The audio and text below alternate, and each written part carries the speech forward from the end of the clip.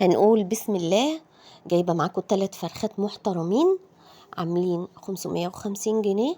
الفراخ دلوقتي رخيصة، هيقضونا طول الشهر. ازاي يعني هيقضونا طول الشهر؟ انا هقولك دلوقتي ازاي هيقضوك طول الشهر.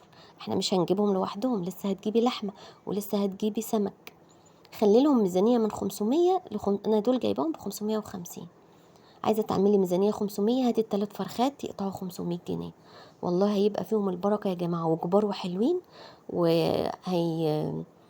هيجيبوا معاكي لحم كتير ما شاء الله، احسن ما تجيبي فراخ صغيرة. هنقول بسم الله الرحمن الرحيم وكده ونبدأ نقطع. انا هبدأ معاكم. هنبدأ بقى يا جماعة كده نقطع، نفصل الوراك لوحدها والصدور لوحدها. يعني كل فرخة هنقسمها نصين. يبقى اول حاجة كل فرخة هنقسمها نصين، الوراك لوحدهم والصدور لوحدهم بالشكل ده. تمام، فصلناهم. هبدأ بقى امسك الوركين، هتديها كسرة كده عشان تسهل عليكي ان انت تفصلي الوركين عن بعض. كسرة وافصلي الوركين دايما كده يا جماعة. نسمي الله طول ما احنا شغالين، نقول بسم الله ما شاء الله، بسم الله، اللهم صل على النبي. الاكل ما شاء الله كده يبقى مليان بركة. انا مسكت، قعدت ادور على اكبر فرخة، قلت هفصل الفخدة بتاعتها عن الدبوسة. يعني هخلي الورك حتتين، يعني الورك يطلع لي 4 حتت، دبوستين وحتتين فخدة. تمام كده، تمام كده. طيب احنا عايزين بقى دلوقتي الصدور، الجزء اللي هو الجناح ده انا هفصله.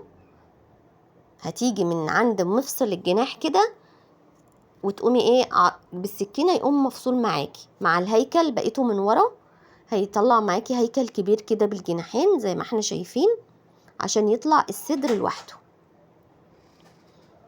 بالشكل ده. وحاولي تحمي السكينة قبل ما تشتغلي، عشان طبعا التقطيع ده متعب يعني. هتبدأي تقطعي كده. بسم الله ما شاء الله. الهيكل يا جماعة طالع معانا كبير لان الفراخ كبيرة. انا هعمل كده في ال3 فرخات، هقطع الهيكل كله كده بالرقبة، هيطلع معانا جزء كبير. هقطع ال3 بنفس الفكرة بالشكل ده.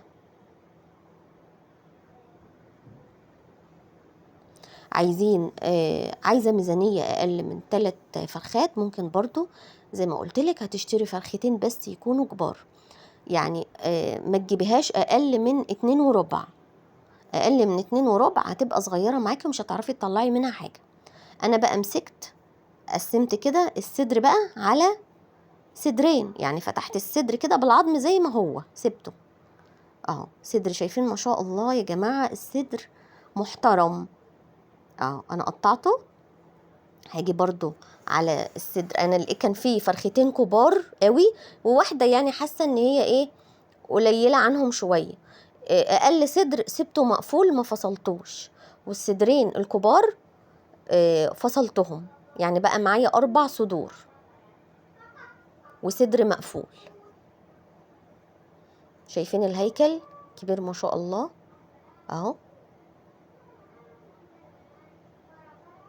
انا بقى يا جماعه بسيب ما بخليش بانيه ولا حاجه. انا هقطع الوقت واقول لكم انا يعني النظام اللي عاجبه النظام يمشي عليه. بس بصراحه هو نظام هيعجبك. ما تقطعيش الفراخ خصوصا بانيه وهي لسه انت جايباها مدبوحه، بيبقى يا جماعه انسجتها مفكوكه من بعضها، يعني بتبقى طريه قوي في ايدك، هتتهرى منك، مش هتعرفي تطلعي بانيه كويس، مش هتعرفي تقطعيها كويس. فالفكره الحلوه بقى اللي انا اعطيها لك في الفيديو ده ان احنا هنقسمها كده كل صدر لوحده، وابدا بقى اتعامل معاه، او الوراك برضو وابدا اتعامل معاها بعد كده. بس طبعا انا هقسمها في اكياس ووجبات وكل حاجه، وبرضو هتسهل عليكي، بس عشان ما تبهدليش الفراخ معاكي. انا هاخدهم بقى كلهم وهديهم غسله تانية حلوه.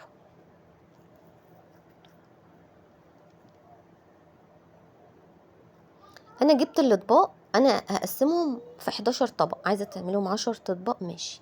حطيت صدر وفخده وصدر وفخده، احنا كنا مقطعين اتفقنا وركين، وفي وركين سلام وفي مفروض طبق تاني وركين سلام، وفي الصدر السليم، وكل ناحية صدر حطيتها في طبق لوحدها. الهياكل كل هيكل في طبق لوحده، وكان في الدبوستين حطيتهم مع الكبد والقوانص بتوع التلات فرخات، طبق محترم اهو. تمام كده. دول على فكرة طالع في الكادر معاكم 10 اطباق، كان في طبق انا ناسياه في وركين هيجي معاكم في الكادر. يلا اقول لكم بقى انا بحط ليه كل صدر لوحده بالشكل ده. شايفين الصدر اللي هو بعظمه اللي انا سايباه مقفول ده يا جماعه، ده ممكن تفتحيه وتدقيه بالشاكوش كده وتتبليه وتبعتيه يتشوى او تشويه على الجريل، هيكفي كمان معاكي ل6 افراد. عندك الصدور اللي انا مقسماها لوحدها دي، هقول لك يا ست الكل انا بعمل بيها ايه. ممكن تطلعي طبق تعملي بيه فاهيتا، تعملي بيه شاورما. الوركين دول ممكن تخليهم تعمليهم حمام كداب، وجبه حمام كداب، او تعمليهم زي ما هم كده مع خضار، يعني تعمليهم في شوربه مع خضار. الصدور لما بتقطعيها بالشكل ده زي ما قلت لك ما تبهدليهاش وهي لسه جايالك، بتبقى طريه ومش هتطلع معاكي بانيه كويس. ممكن تطلعي صدر زي ما قلت لك، يطلع لك 5 شرايح بانيه، صدر اعمليه فاهيتا، صدر اعمليه شاورما. احنا مش كل يوم هناكل فراخ، احنا لسه هنجيب سمك وهنجيب لحمه. اعملي ميزانيه من 500 ل 550 في الشهر فراخ، وصدقيني ميزانيه حلوه جدا ما تخرش الميه، وفيها خير وفيها بركه. الفراخ كبيره وهتجيب معاكي لحم كتير. انا الصدر المقفول ده كنت وزناه كان طالع 800 جرام. اهم حاجه اهم حاجه يا جماعه، انا راح اشتري فراخ الشهر، لحمه الشهر، حاجه التلاجة، لازم تطلعي صدقه وانتي ماشيه كده. اي حد تقابليه الصدقه بتاعتك الحلوه، وتشتري الحاجه وترجعي البيت، بيتك كله هيبقى خير. اتمنى الفيديو يكون عجبكم، اشوفكم في فيديو جديد، واهم حاجه ما تنسونيش بدعوه حلوه منكم. مع السلامه.